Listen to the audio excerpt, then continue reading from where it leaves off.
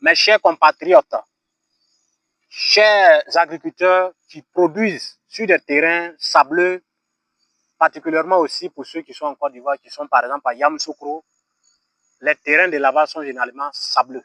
Donc je m'adresse particulièrement à tous ceux qui sont sur des terrains sableux, qui font la production agricole sur des terrains sableux. Je vais vous partager un secret ultra important aujourd'hui parce que je suis le président de l'agriculture, donc je parle à mes chers compatriotes. Donc pour faire simple, voici le sol qui est sableux. Lorsque vous avez affaire à un sol sableux, généralement les gens vont nettoyer, ils vont ramasser tout l'herbe là et puis ils vont aller jeter. Pourtant l'herbe, quand il reste dans le sol, l'herbe va pouvoir permettre aux racines de bien s'aérer. Pourtant quand vous enlevez l'herbe, les racines ne pourront pas bien s'aérer. Et puis, ce n'est pas aussi le problème. Ce qui est mieux même, c'est de laisser l'herbe. Quand vous taillez l'herbe, vous devez trouver quand même un moyen pour labourer l'herbe là, mélanger avec le sol. Au lieu de totalement brûler, vous labourez même les herbes avec le sol.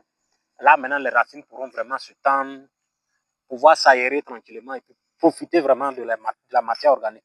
En plus de ça, même l'herbe même qui est dessus, que vous avez ramassé pour aller jeter là, c'est comme si tu avais ramassé ton engrais naturel que Dieu t'a donné même directement dans le sol pour aller jeter, ou bien tu as brûlé ton engrais. Donc, en plus de ça, lorsque vous êtes face à un sol sableux, c'est en même temps une masterclass. Donc, si tu veux regarder la vidéo, si tu ne veux pas regarder, je ne te force pas. Mais je sais que si tu regardes, tu vas me dire merci. Merci, ce n'est pas de l'argent. Je fais vidéo, on ne me paye pas pour ça. Donc, tu veux, tu regardes, tu veux, tu regardes pas. Donc, quand tu as affaire à ce genre de sol-là, vous allez voir comme ça. Quand je vais mettre un peu d'eau ici, là, approchez bien, vous allez filmer. Quand je vais mettre un peu d'eau, vous avez vu, j'ai mis l'eau. On en compte 1, 2, 3, 4, 5, 6, 7, 8, 9, 10. Ça veut dire déjà en 10 secondes, vous voyez que tout l'eau même est déjà parti. Ce qui reste là-bas même va pas durer. Vous voyez, en 10 secondes, la quantité d'eau que j'ai mis ici même là est déjà partie. Donc, ça veut dire que c'est pas bon. C'est pas bon. Parce que je ne veux pas dire que le sol n'est pas bon. Mais lorsque vous avez affaire à un terrain sableux, quand vous voulez mouiller un coup en même temps et puis vous allez partir et puis vous allez attendre 4 jours avant d'arroser, en tout cas, c'est perdu d'avance. C'est pas bon d'arroser chaque 4 jours ou bien arroser une bonne fois pour tout et puis partir. Non, non.